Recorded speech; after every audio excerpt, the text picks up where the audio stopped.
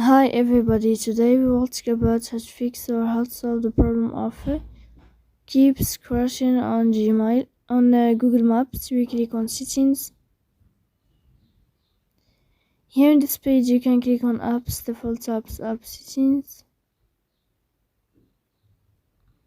On above you can search about Google Maps and you can enter here.